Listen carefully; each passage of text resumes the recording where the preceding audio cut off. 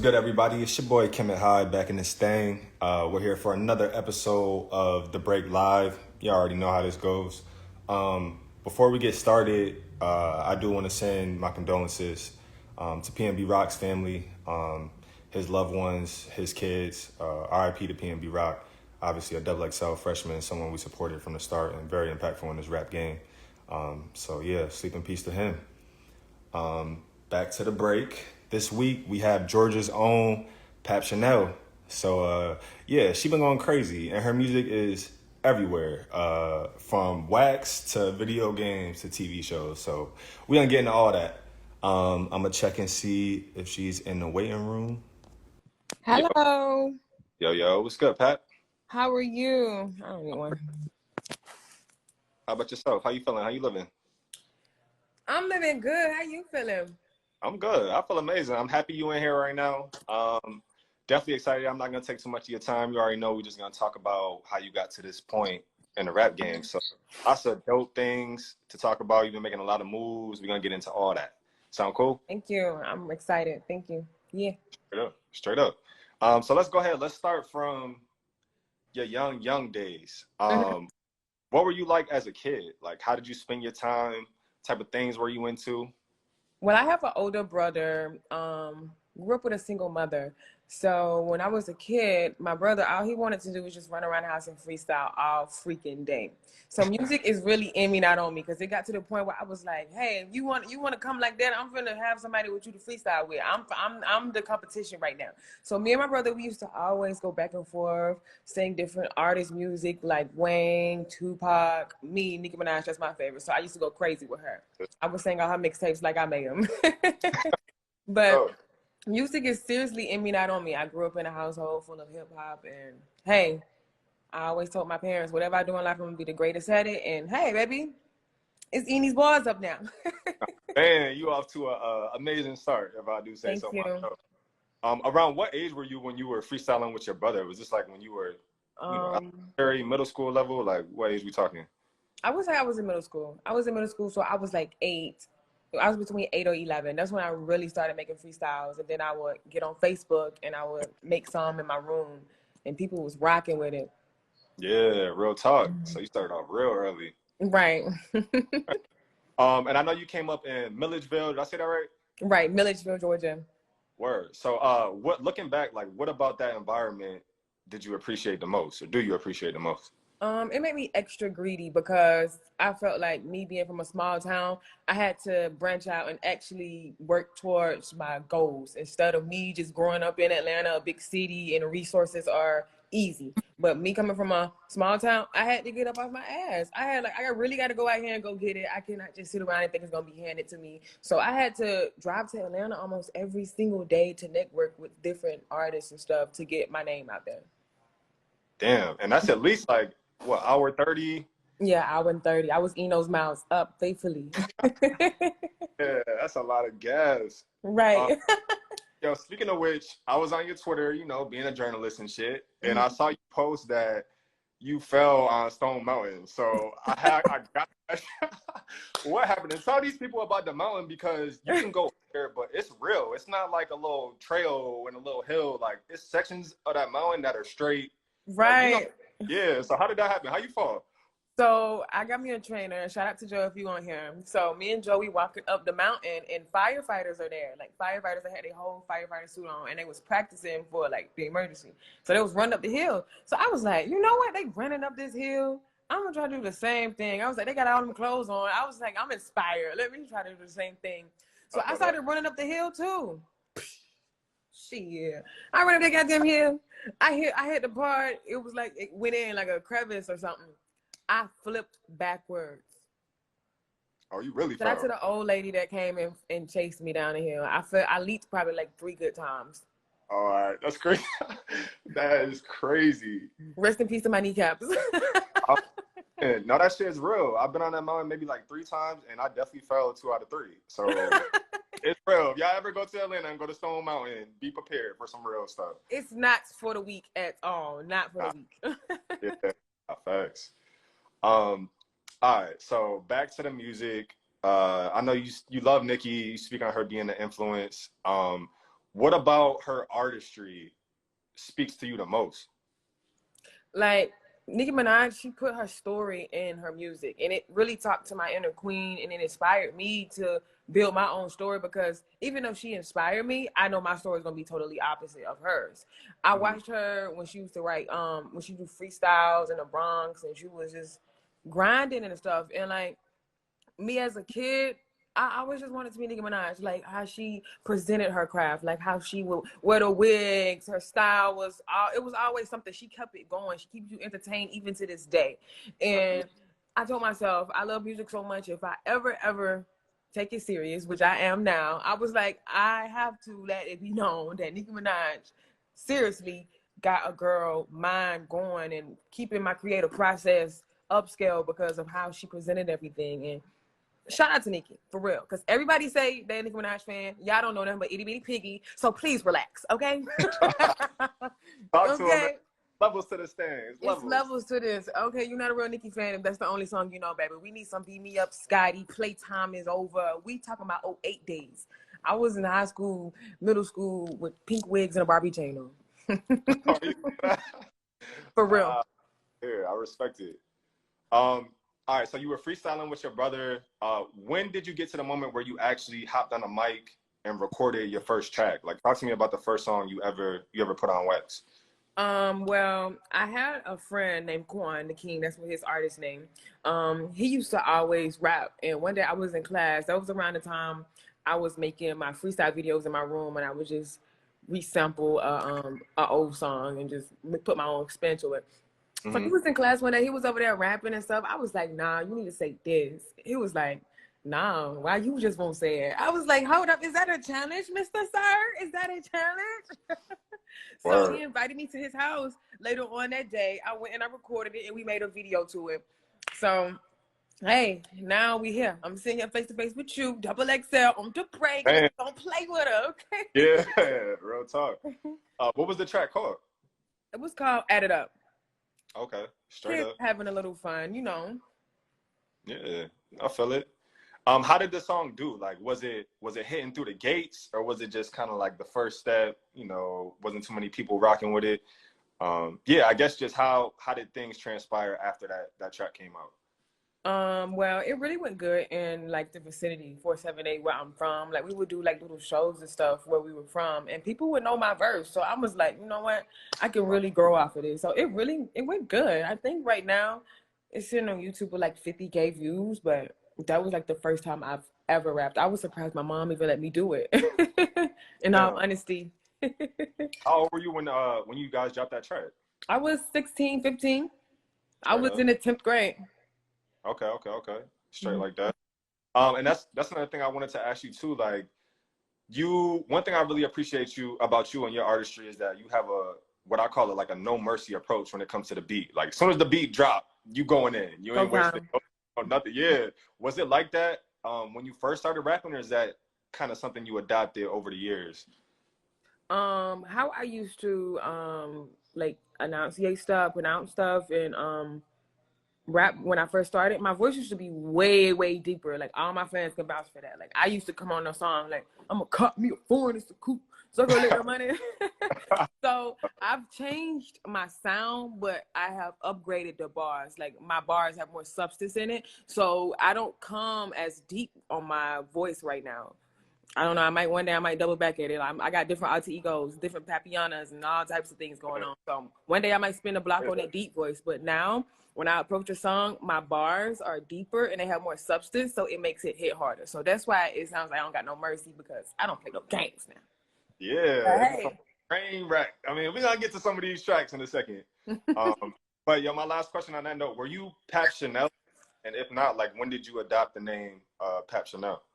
Well, when I was in middle school, I came up with this group called Pretty and Paid. That's what PAP stands for, PAP.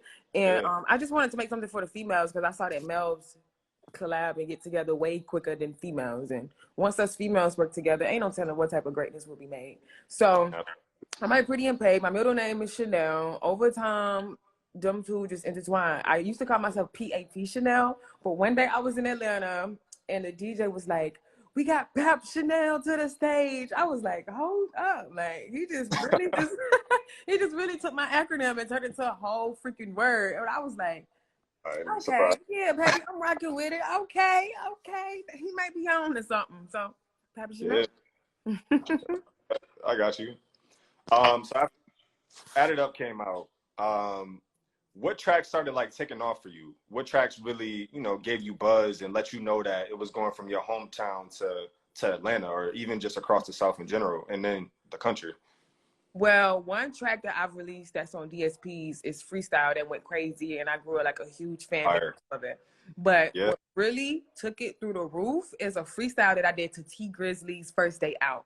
I was in my room and I put my own spin on it, and it had like 1 million views in like 4 days. So I was like, you know what? They better watch out for a bitch like me, okay, honey? Like. Yeah. I was like, it's time. It's about that time for me to take this serious and show people what I can bring to the music industry. And it just has been amazing ever since. Yeah, and you still doing the freestyles to this day, like foot under Right. guys, hitting them with them bars, not letting up type stuff. Got to stick to what I know. Yeah, I feel that. So 2018, as around the time you dropped your first project, Talk Too Cheap with Lil Baby came out. Y'all both slid, obviously, but Thank one thing you. I like in the music video, you could tell how much he supported you, like rapping your verse, just really feeling it. And Lil Baby seemed like he to himself, so when he Right. got some stands out. But yeah, how did that collab come together, and what was he like? What was it like working with him as y'all both was coming up? Mm-hmm. Well, when I first started driving to Atlanta every day from my hometown, Milledgeville, I was just going crazy with networking. Like I was in so many rooms that I never would believe that I would walk in. So once I started doing that, I was networking with different people, and they would help me collab with other artists. And Lil Baby was one of them. And it was an honor. It was really an honor. He had a show actually in my hometown that same day after we did the video. So we went to Macon, which is like 30 minutes away from Milledgeville. We linked up at the party. The song played and everything. It was great. I learned a lot from him, and his personality was just so wholesome. Like, great guy. Stand up. Fire.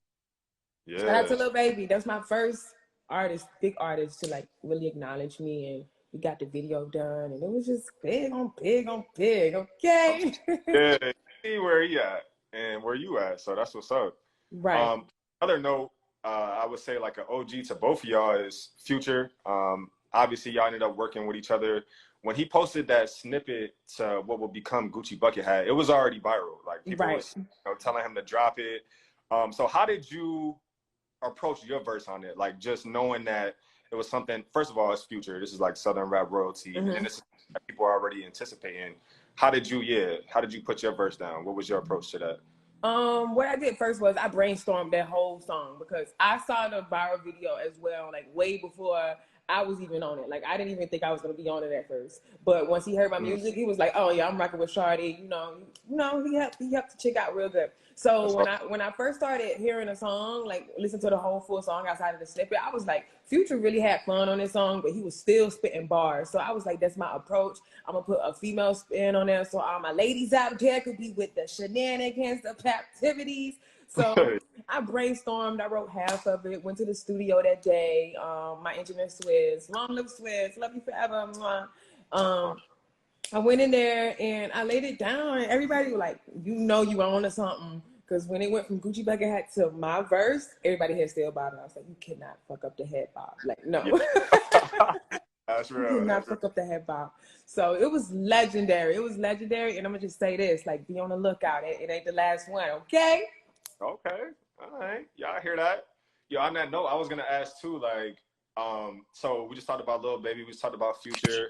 Maybe this interview can serve as like a receipt of manifestation. Who else do you want to get in the booth with? You already know. What you think I'm gonna say? Nicki. Yeah, you're right. Nicki most definitely. Nicki most Yeah. definitely. I do love glitter glows. I love glitter glows.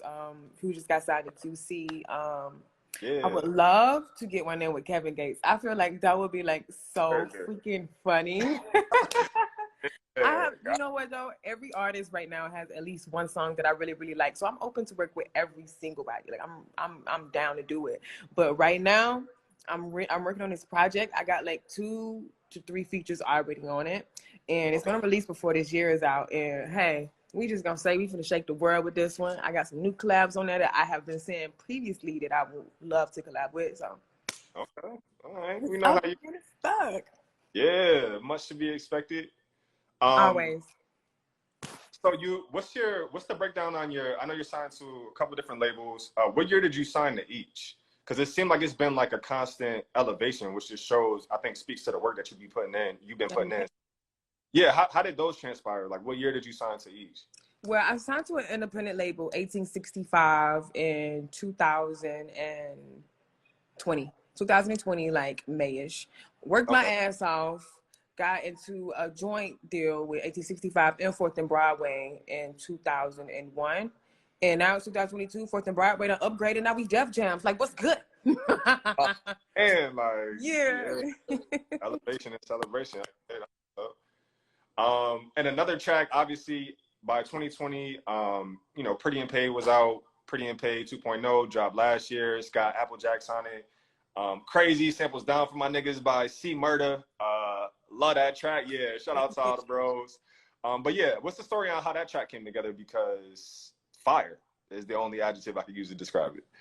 Well, me being a country girl, C Murder Down for My Niggas, that is one cookout song. That shit come on at the cookout, it's over. It's up and it's stuck. So when I first heard the beat, my producer Billy, he had already sampled it. I didn't even give him the idea to do that. When he came inside the studio and he played it, I automatically just walked inside the booth. I was like, you know what? This is my roots right here. I was like, my city gonna rock with it. Everybody else gonna rock with it. I'm down for that nigga long as I see them big rats. What's good? So I went inside the booth and I freestyled the whole song. I freestyled that whole song. Hold on, pause the live, y'all. You freestyle. That's so many bars of freestyle. No lie, I'm not even catching. Look, I might tell you a joke, but I never lie to you. Okay. Yeah, shit. Went in there right off the dome, and look at that greatness. Amen. Yeah, absolutely, and the video was fire too. Like the concept, you could get a nice little flair of your personality and all that. So thank you. Yeah, that was one of them ones. All right, so your music is obviously continuing to grow. You're continuing to buzz. It's been featured as of recently in shows like P Valley, which is going crazy. Hulu's Woke. It's heard in College Hill.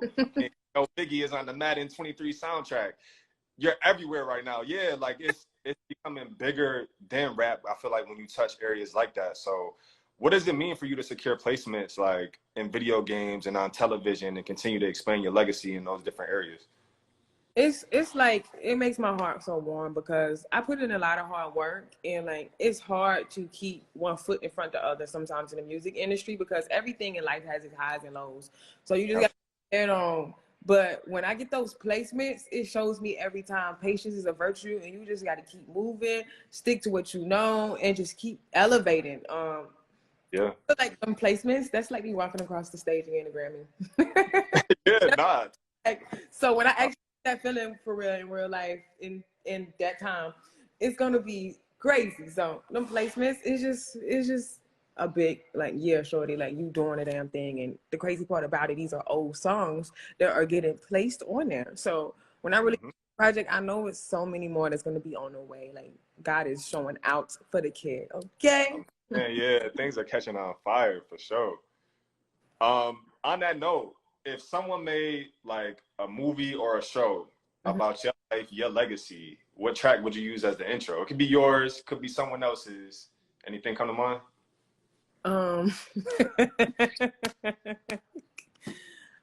I'm gonna say Nicki Minaj beat me up, Scotty, and kill the fucking DJ. That's my life story. It speaks to my rap activities, and that's why I say I love me some Nicki because she gonna make a ratchet song and put some real bars in there. Like, don't play with me, okay? Yeah. But I do have another one that really speaks to me as well. It's gonna be on my next project. It's actually the first song. It's actually the intro to the song. So y'all just be on the lookout. It's up and it's stuck, okay? All right, you know we paying attention. Y'all should go tap in. Nicki Minaj killed the DJ. Telling you. Y'all gonna see how I say what I said. Yeah, nah, I feel it. Trust, I will be running that as soon as we get on. I got like just a couple more questions for you. So I saw you at Cascade maybe like some months ago. You were with Callie. That was really cool for me to see in person because it feels like women in rap are embracing each other a lot more than we've ever seen before. So from the inside, like, is that valid to say? Like, how does it feel to see everybody rising and kind of being supportive, if that even is the case?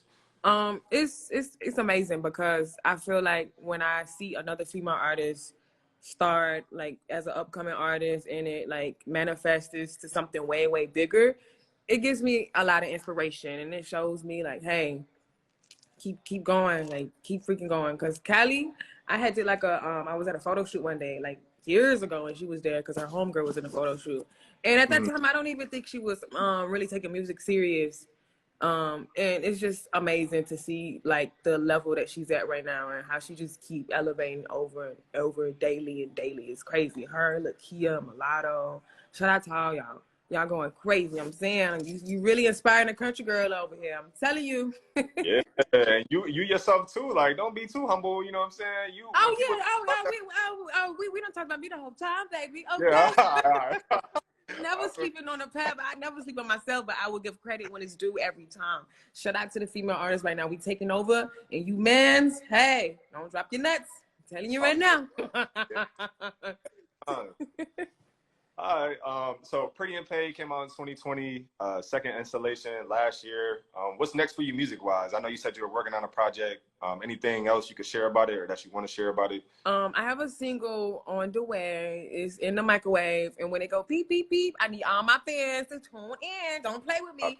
And immediately after that, I will have a project, a body of work that's gonna shake the world. Everybody gonna know not to play with me. The proof in the pudding every time. You feel me? Don't play, Don't play with Miss Papiana. I have a lot on the way.